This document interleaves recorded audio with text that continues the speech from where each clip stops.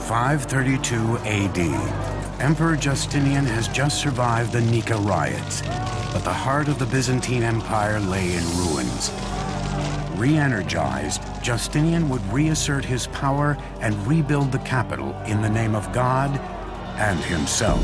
What Justinian did after his imperial army put down the riot was to immediately begin to refurbish the city and proclaim to the citizens that he was in control and that everything was right in the Roman Empire.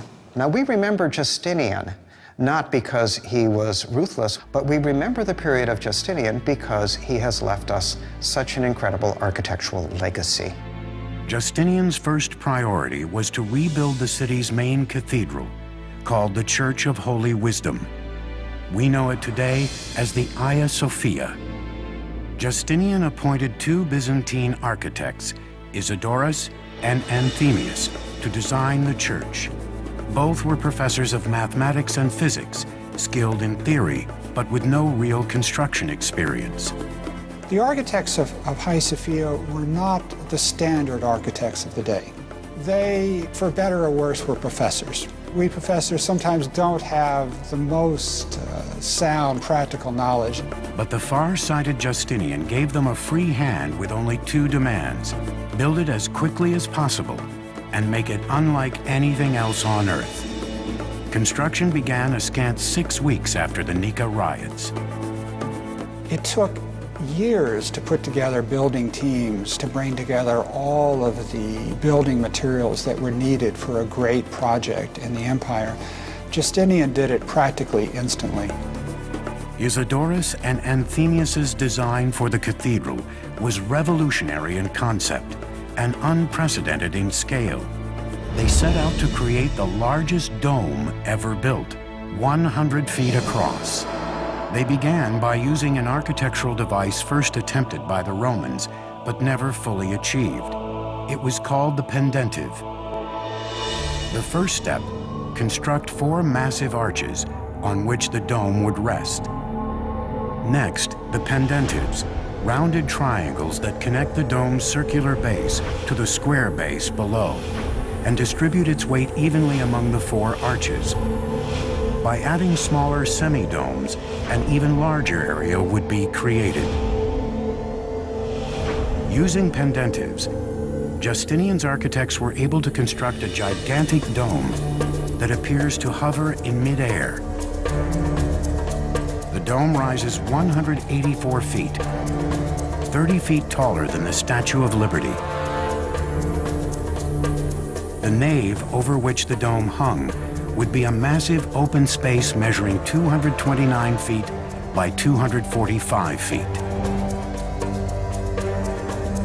There were 100 teams of workmen, each with 100 men, with half of them working on the north side of the building, half of them working on the south side of the building, and competing to create the great building. A church of unprecedented proportions grew up magically, almost magically, faster than any kind of construction at that time on that scale. Hagia Sophia was dedicated in 537 AD, less than 6 years after the first stones were laid. Justinian was very proud of his church, as he should be. It was a great idea. It was a great conceptual plan. The implementation of that plan, the actual structure, was risky. A more experienced, more pragmatic builder would have seen that trying to build a dome of this size with the materials given in a short amount of time would have been dicey at best. Before the construction was even finished, the 4 piers hold up the arches started to buckle and collapse. 20 years later, an earthquake happens, boom, whole dome comes in. Now, Isidorus the Younger, the nephew of the original Isidorus that built it, addressed the flaws in the dome, had to reconstruct it. One of the flaws, most important one, is that he raised the pitch of the dome because more vertical load of a higher dome will drive the weight into the ground, which is good support. A short, squatty dome with horizontal load drive the weight sideways, and kaboom, the dome falls in. So Isidorus raises the dome 21 feet, boom, and voila, you got the dome you see today. Hagia Sophia was known for more than just its novel design. Even the columns were elaborately adorned with monograms of the emperor and his empress. We are never allowed to forget that this is the great achievement of Justinian and Theodora. Emperor Justinian had created a centerpiece for Christianity and further solidified Constantinople as the capital of the Christian world. He got an architect that was going to make a grand statement, and a grand statement was made. The largest church in Christendom, the greatest dome space in the world until the Renaissance. He got a building that dwarfed any of the great baths of ancient Rome or any of the great temples of the ancient world. By the end of his reign, the Byzantine Empire had grown to its greatest size, encompassing Syria and Palestine, Asia Minor, Italy, Greece, and southward throughout North Africa and Egypt. But the Byzantine people would pay the price of expansion.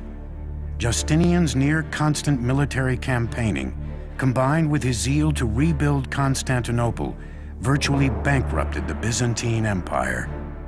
The empire really never recovers from the megalomania of Justinian.